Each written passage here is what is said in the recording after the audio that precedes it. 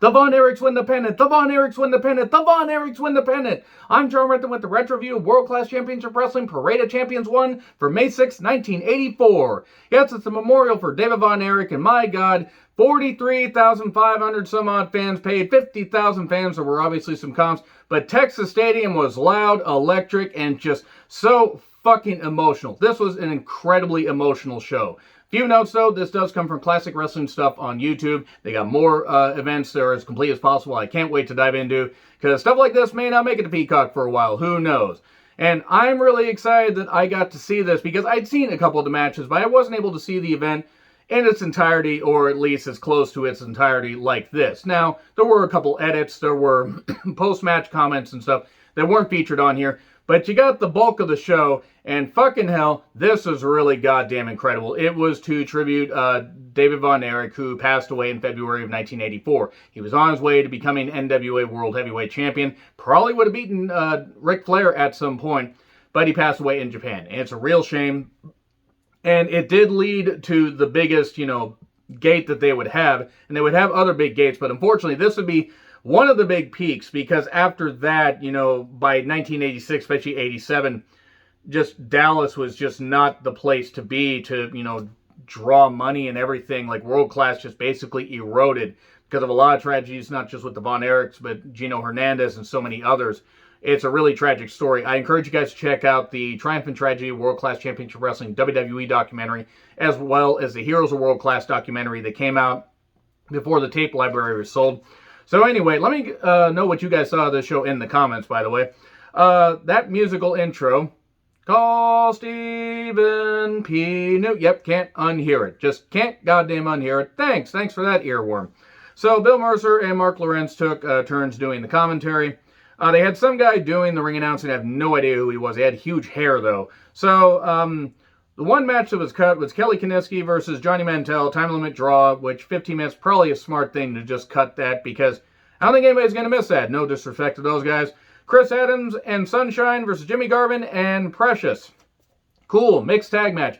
Gino Hernandez, a handsome half-breed as he calls him, he called the women deranged freak. He used another word that I'm not going to say here, but he called them deranged freaks, and then says, well, that the guys are washed up has-beens. Gino Hernandez was so fucking incredible on the mic. It is such a shame what happened to him. If you've seen the documentaries, but also seen The Dark Side of the Ring about the mysterious death of gorgeous Gino, it's just really, really sad. But he gets the crowd fired up. It was men on men, women on women action. Oh my! And well, the crowd loved it.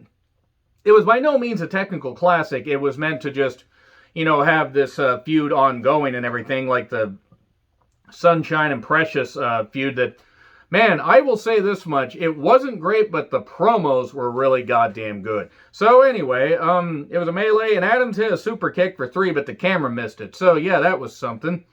And the women are not done. They brawl in the, not aisleway necessarily, but close to the area where the wrestlers come out, because, it's a football stadium, so they got a long way to go on the field. And then we get Butch Reed versus Chick Donovan, who had a whole lot of hair. My God, he had a lot of hair. He just didn't have a lot of wins, because he didn't win here. Butch Reed won pretty quickly, I think in about 4.5 minutes with a shoulder block. But Chick's hair still looked great.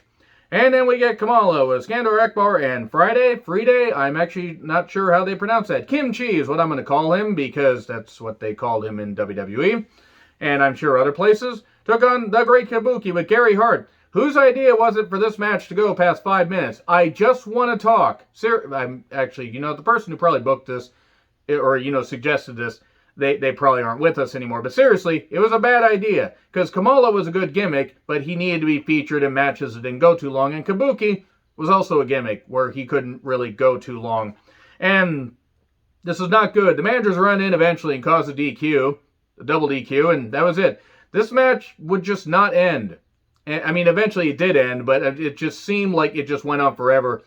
And at first, the attraction was, okay, Kabuki with his mist and the nerve holds, and Kamala with the fact he couldn't wrestle, and the big, meatiness about him. Could his big man meat, just smother Kabuki and stop his misty spray? Sorry, I lost my train of thought. Could he stop him? Well, the only thing that stopped was my interest in this match, and rest in peace, Kamala.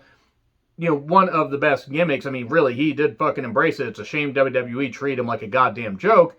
But this match was not good and did not need to go as long as it did. So, JYD versus Missing Link with Skandar Akbar. We get chain wrestling from JYD. Actually, he just comes out with the dog chain. It was really sad to see JYD like this. Drugs. He would leave Mid-South soon after this and go WWE. A chair shot after the bell was called, no DQ. Okay. And, well, they do goofy headbutts and stuff. Look, JYD was not a great wrestler, but man, he knew how to get over. He had that physical charisma and people loved him. You could not help but love JYD, even though his matches were not always great. Whether he was, not on drugs or whether he was on it didn't matter. But he was a goddamn great gimmick, and he made a whole lot of money in wrestling. Eventually, Akbar, distracts. JYD takes a very lame bump when Missing Link hits him. It would have been interesting if Grizzly Smith ran the ring, considering I don't think he was even close to, having wrestled in a number of years by that point. Missing Link hits him, and JYD just kind of falls down. Just falls down, takes a nap. Missing Link does that weird headbutt where he grabs his hair, because I can't grab my hair because I have no hair, and hits the headbutt, and Skandar Akbar holds JYD's foot.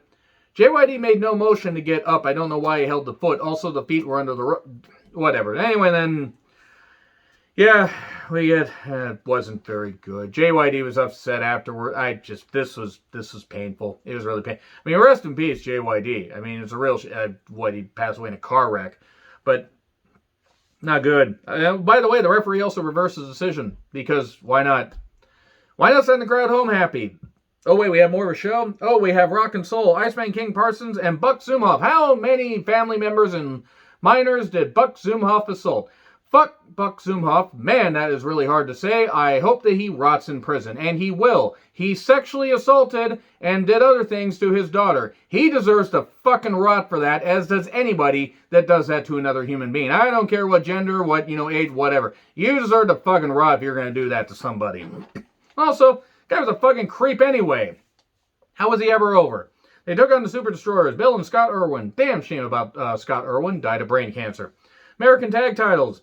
Well, this match happened. Of course, at one point, you saw what the headbutt did to Super D. A line from Bill Mercer. Man, look what that head did to Super D. And then we get a butt bump from Parsons. 1, 2, 3, new champs. Hooray! Fuck Buck Zumhoff. Hope he fucking rots. So... debuted the new Bad Street USA music video. Hayes was a better singer than he was a wrestler. Hayes was a great talker. Incredible talker. Could get people so goddamn angry, but could he work in the ring? No. He could fight, but he couldn't really wrestle. But he could damn sure talk. Gordy was the wrestler. And then Buddy Roberts was there as, the guy that you wanted to beat the shit out of, but by God, he was so fucking tough. So, the song plays them to the ring, and then some song plays the Von Erichs to the ring. I didn't quite catch it. It sounded familiar, but I couldn't place it. The Freebirds, Hayes, Gordy, and Roberts, took on Kevin, Fritz, and Mike Von Erich. Fritz came out of retirement just under 2 years after he retired. I did a retro review of that if you want to check that out. That was an enjoyable show. King Kong Bundy with hair. Hilarious. Hair-larious, if you will. Bad Street Fight. Come as you are. To my mall. Anyway. NWA 6-man tag titles. By the way, David Manning said there are no rules except one. Only one person, from each team in the ring at one time. That's not how no rules work, but whatever. It is what it is. You want to have some decorum in the street fight where you can use weapons and everything. So we get a hot start. Kevin was bleeding instantly from a chair shot. I think bleeding from the hand because the Von Erichs and Freebirds didn't really give a shit. They didn't try to cripple each other, but they just worked stiff? They worked stiff. Stiff in those jeans. That must have hurt. Ow. Levi's 501 stiff jeans. So, what am I on about? It was madness, and the crowd was electric. And we get splashed by Kevin on Buddy 1, 2, 3. Fritz got into the double claw thing. It was fine. Mike should have never been in the ring. Never should have been in the ring. Damn shame what happened to him. Damn shame how his life ended as early as it did, and how apparently he suffered from major depression, stuff like that. He never should have been in the ring. And then, I believe it was Killer Khan that attacked. They never identified the guy, but it looked like Killer Khan. It looked like Killer Khan or somebody similar. Maybe they were trying to have a knockoff Killer Khan. Killer knockoff, I don't know. Bill Mercer says lines like, a huge Oriental man has rushed the ring. The biggest Oriental I've ever seen, and the strange, deadly Oriental. Now, I don't think Mercer meant anything by it, but those lines in hindsight haven't aged all that well. And Kerry ran out to help, despite the fact he had the match later.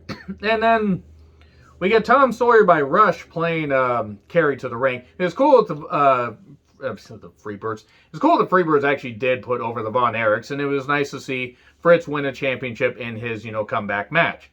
I think it was the only match he ended up having. My knowledge of World Class Championship Wrestling is somewhat limited. If I'm wrong, please let me know in the comments. I know they did the beatdown thing in like late 87 where he didn't suffer the heart attack, but he maybe, some injury happened to him. Wasn't a great idea.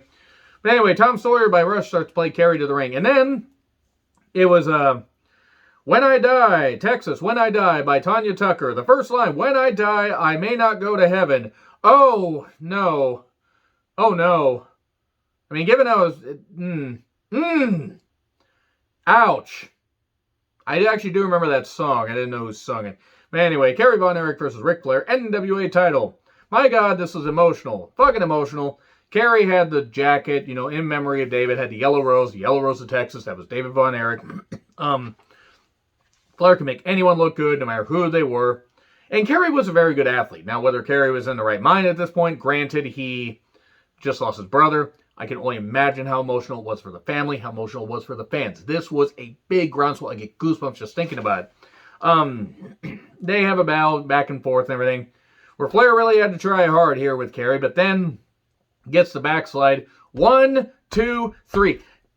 Absolute goosebumps from how loud that crowd got. The crowd was loud anyway, and then it was like, I swear the roof was going to come off the place.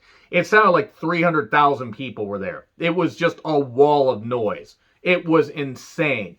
They were happy to see Kerry do what Kevin was going to do, but unfortunately couldn't due to his tragic passing. Now, of course, the line, dude, dreams come true. Yes, very iconic line from Bill Mercer. That's one of the best lines for the end of a big match in wrestling history. Seriously. I can remember that. I don't know. Again, my history of world class is a little bit dicey, but I remember that shit. That was really good stuff. Crowd explodes. Everyone's out there to celebrate. Flair says, you tell everybody, I'll be back. And then he'll be Mozart. And then Kerry celebrates with the yellow rose, wraps the title in the Texas flag, and leaves. It was good shit. It was really, really good shit. This was a great way to end it. Unfortunately, Kerry's title reign would only last for about 18 days because he just wasn't reliable. So he has issues. I would have liked to have seen Kerry have a bit of a longer run, at least like a few months, or at least 6 months, but nope, 18 days, and he never won it back. And then from there were peaks for world class after that. That was the high point. And then things just started to go down. And it's really a tragedy because you have to wonder if things have been able to be a little bit more structured there with world class, with how popular they were. You have to wonder how, once the TV got syndicated and everything, how well they would have done had they been able to tour. Now, they occasionally toured here and there. Who knows? These things have been talked about on multiple podcasts. I'm just a fan. That's just my opinion. Let me know your thoughts in the comments. Where do you think world class would have been had Fritz decided to take it outside Texas? Like, share, subscribe, Twitter handle in the description. I'm John Ritlin. I'll see you soon.